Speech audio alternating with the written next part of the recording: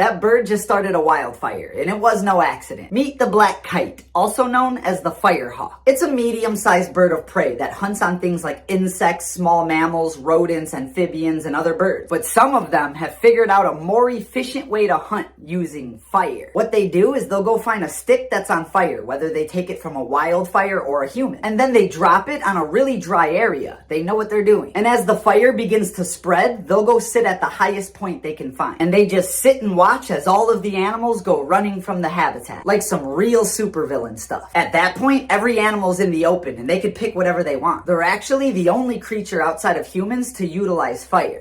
Pyrotechnician birds, that's the last thing we need. Moral of the story, don't mess with a black kite. They bring a whole new definition to playing with fire. Fish out of water. Bird. I'm done. Fish can fly. When did we get this update? Meet the flying fish. Yes, it's actually a fish with wings. They're actually really common and they're found all over the ocean. And they literally just jump out of the water and fly for up to 1,300 feet. That's more than 4 football fields. That's longer than the flight of the first airplane. Talk about living the best of both worlds. However, this might sound crazy, but this is more of a curse than a blessing. Double the turf means double the predators. These poor little fish get hunted by bigger fish all the time in the ocean. So usually they'll use their flying abilities to escape predators. And then they're in the bird's turf. Birds will literally wait for flying fish to take flight. And as soon as they do, the bird just picks them off. Nature just gave them the middle finger. In other words, that's not a win-win. That's a lose-lose. Moral of the story, remember, having more doesn't always mean better.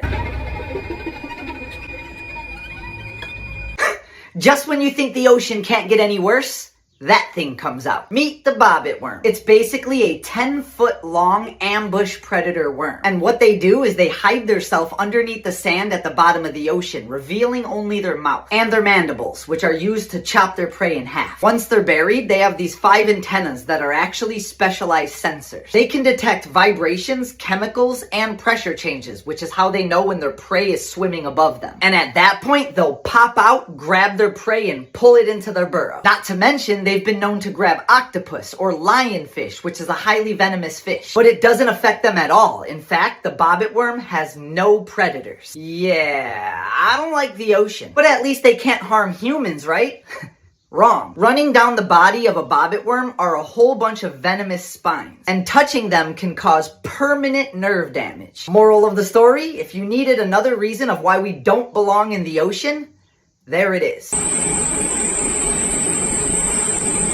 The mud skipper is one of the weirdest animals on Earth. It's basically a type of fish that can live in and out of the water. That's already weird. And the reason that's possible is because they have gills, so they can live in water like a normal fish. But they can also breathe oxygen in through their skin using special tissues that act like lungs. In fact, they spend more time out of water than in water. And get this, when they're out of water, they can walk using their fins like feet. And they can climb trees. They spend a lot of time in trees.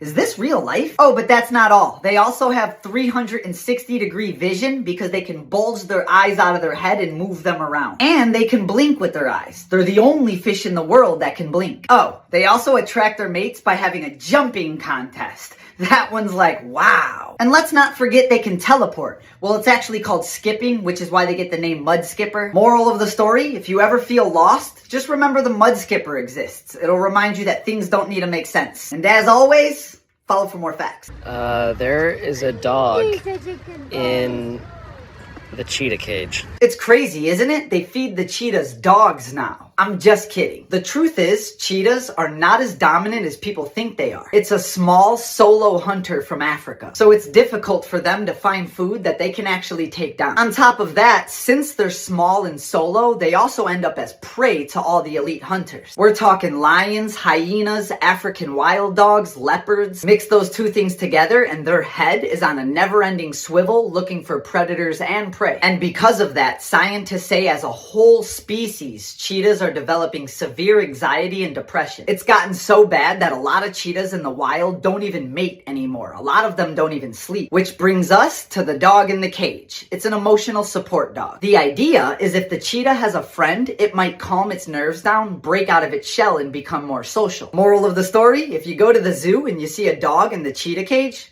Now you know why. Most of the comments are worried about that little guy, but he's fine.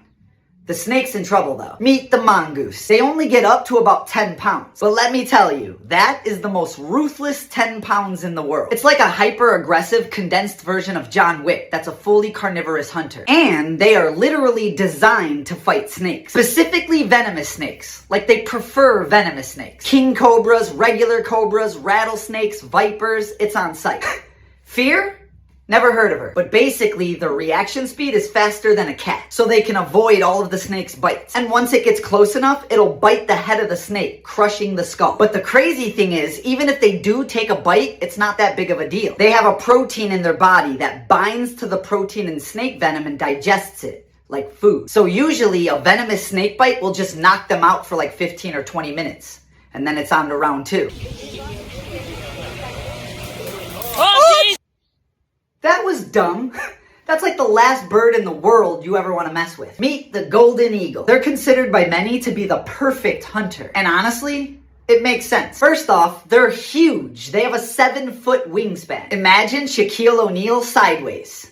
There you go. They also have telescopic vision, like a telescope. They can see a mouse from 2 miles away. And once they spot their prey, that's when the real show begins. The eagle will proceed to dive bomb at over 200 miles an hour, which makes them the second fastest creature in the world, and that's barely behind the peregrine falcon. And then they grab their prey with the strongest grip strength of any eagle in the world. Almost 800 pounds per square inch. That's 10 times the grip strength of a human. Oh, and this is what they're squeezing with. 3-inch talons. Moral of the story, remember, make good decisions, not bad decisions. Run, run, run.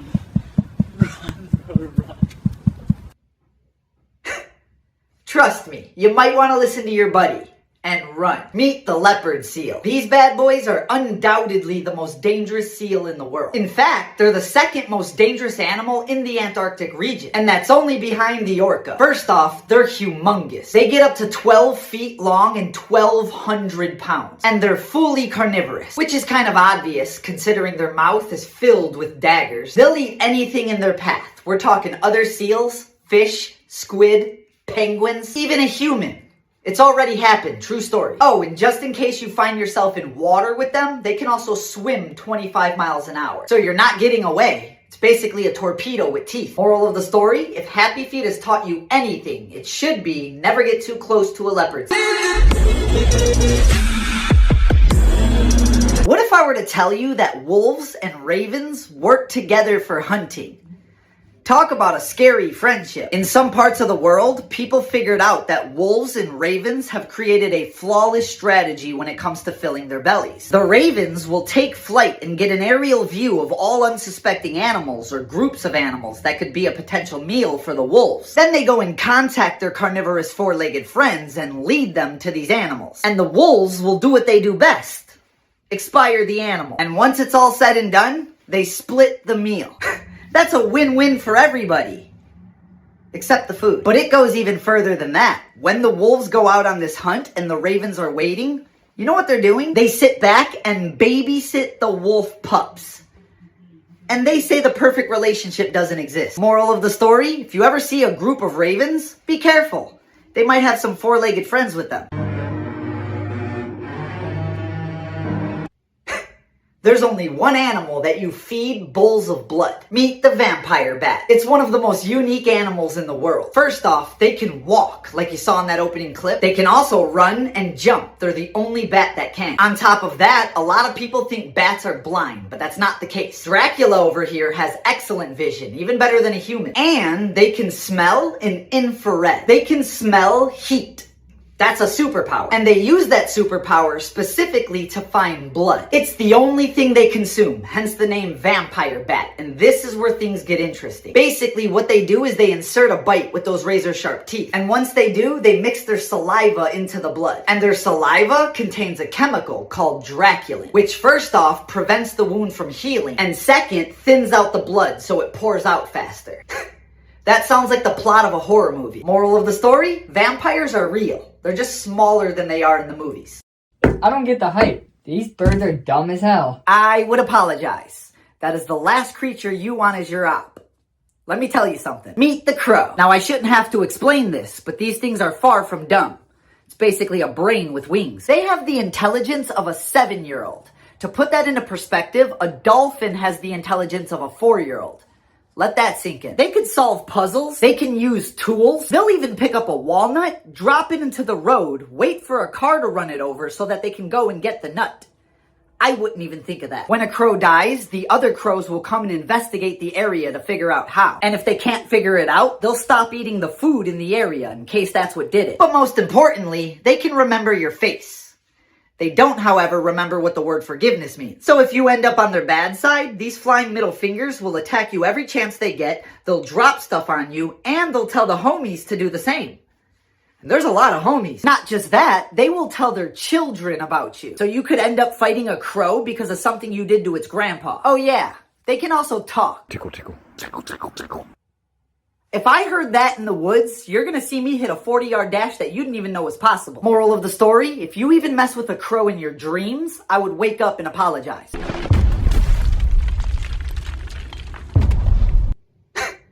I'm convinced nature picks favorites, and that thing is at the top of its list. Meet the snow leopard. These homicidal furballs are only found in the mountains of Central Asia, and they have more tools at their disposal than Batman. First off, they come stock with an 1,100-pound bite force. They can also run 45 miles an hour. It's like a torpedo with teeth. But none of that matters if you can't see them, because they're also the masters of camouflage. Scientists say they're pretty much invisible. Like if you're an animal and you can't see the snow leopard in this picture, you're cat food. But even if you can see them, you're still cooked. They could jump 49 feet. That's longer than the length of a school bus. That's the longest jump ever recorded in the animal kingdom. I guess their only weakness is falling off a mountain like you saw in the opening clip. Psych, Supercat here has been documented surviving falls of up to 400 feet. How come I got fall damage and they don't? Moral of the story, if you think life is tough, just remember, you could be in the mountains dealing with these guys. That right there is a blue parrotfish caught it here. If you're the type of person that enjoys the beach, I'm gonna change that for you. Meet the parrotfish. It's basically a 100-pound armored fish that's only found in tropical regions. I'm jealous. Now, the first thing you'll notice about them is the fact that they have a beak, like a bird beak, hence the name parrotfish. And they use that beak to eat rocks and coral reef. And this is where things get weird. When they eat the coral reef, it can't all be digested. So the rest just gets pooped out. But the thing is, the parrotfish poops out sand. That's sand. They poop sand. And a lot of sand too, like a lot. One parrotfish can expel 1,000 pounds of sand a year. In fact, 70% of all white sand beaches in the Caribbean and in Hawaii are made by parrotfish. Keep that in your mind the next time you say, I want the sand between my toes. Yes, that mouse was howling like a wolf. That's no ordinary mouse. Meet the grasshopper mouse, also known as the werewolf mouse. It's basically a fun-sized, fully carnivorous hunter. And they are hyper-aggressive, like anybody could catch those little hands. Anybody. Like they hunt other mice, tarantulas, giant centipedes, snakes. In what world does a mouse hunt a snake? They are built different. But their personal favorite is bark scorpions, which is the most dangerous scorpion in the US. Except for them, that's light work. First off, they have some immunity to most venom. But not only that, their body has the ability to convert the venom into painkillers. That, ladies and gentlemen, is a superpower. Oh, but the best part is after they win in battle, they literally howl like a wolf to claim their territory. That is no doubt the coolest mouse ever. Sorry, Mickey.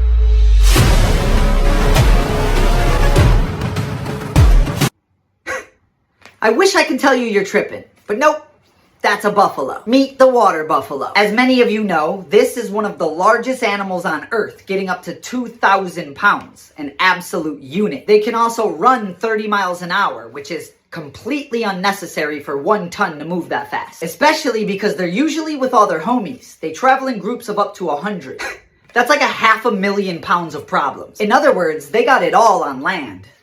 But apparently that's not good enough. They could dive and swim like it's nobody's business. In fact, they actually spend more time in water than on land. Not to mention, they could hold their breath for up to 5 minutes. I'm jealous. They don't call them water buffalo for nothing. But the reason they do this is to regulate their body temperature. They overheat really quickly. So they use the water to cool down or to escape predators because nothing's pulling Goliath here out of water. The mantis shrimp is one of the most unique creatures on Earth. A lot of you probably know about its incredible punching power, and I mean incredible. They're actually the strongest puncher in the entire animal kingdom, and they punch 50 times faster than we blink. It's actually so fast that when they throw it, they heat the water up around them to a temperature that almost matches the surface of the sun. That's a literal superpower, and that's not even the craziest thing about them. They also have the most sophisticated eyes in the animal kingdom. They can see more types of light than any other creature on the planet, including UV lights, polarized lights. And by the way, cancer cells reflect polarized lights, so they can see cancer in your body. And now scientists were able to create a camera that can see cancer in your body by mimicking a mantis shrimp's vision. They can also see infrared waves, so creatures can't even hide from them. As far as I'm concerned, that's a superhero pretending to be a shrimp. Moral of the story, if you ever think life is unfair, just remember, you could be a crab having to deal with mantis shrimp. Just in case you ever come face to face with one of those, there's some things you should know. That was a red kangaroo. Now there's a lot of kangaroos, but these ones are the ones that look like they can fold you like a pretzel. And they probably could. They get up to 6.5 feet tall and almost 200 pounds. And they have so many ways to turn you past tense, it's not even funny. First off, they have a 975 pound bite force, which is equivalent to a lion. They can also balance on their tail and kick the soul out of you with 800 pounds of pressure. But I wouldn't worry about the pressure. I would worry about the surgical tools that they have attached to their feet. They can literally make your insides become your outsides. It's happened before. Oh, and if you find yourself in water with them, let's just hope you have good lungs. They are excellent swimmers, and they know that we are not. So they might just bait you into the water so that they can baptize you until you see the light. And there's nothing you could do. These things are like negative 10% body fat. Moral of the story, we've all thought about fighting a kangaroo. Just don't think about fighting this one. Are you moving because you want to be one with the cows?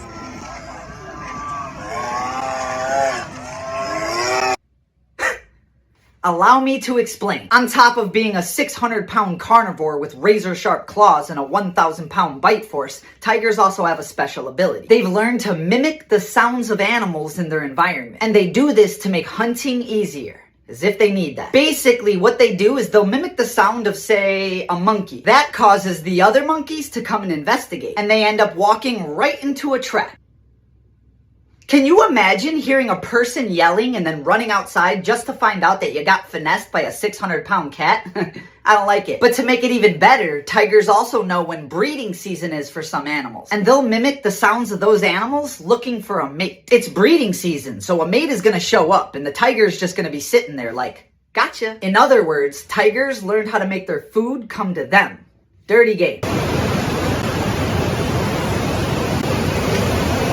The platypus is probably the weirdest animal that exists on Earth. It's like a duck mixed with a beaver with an otter's feet. They're also a mammal that lays eggs. And they're venomous, which is also weird for a mammal. And the way their venom works is wild. It's found in their back legs. And basically, they just kick you and drive their spurs into you, which injects the venom. And scientists pretty much know nothing about their venom. There's no cures to it. And get this, when they jump in water, their eyes and their ears shut down, so they're pretty much deaf and blind. But it's cool because they can connect to the electromagnetic field of any creature, so they can hunt creatures by detecting their electrical pulses. Call me crazy, but that's a superpower. They also have no teeth, so when they need to chew, they just throw rocks in their mouth to grind up their food. And I don't know where the food goes, because they also don't have a stomach. Moral of the story, if you ever feel weird like you're an oddball, just remember, the platypus exists.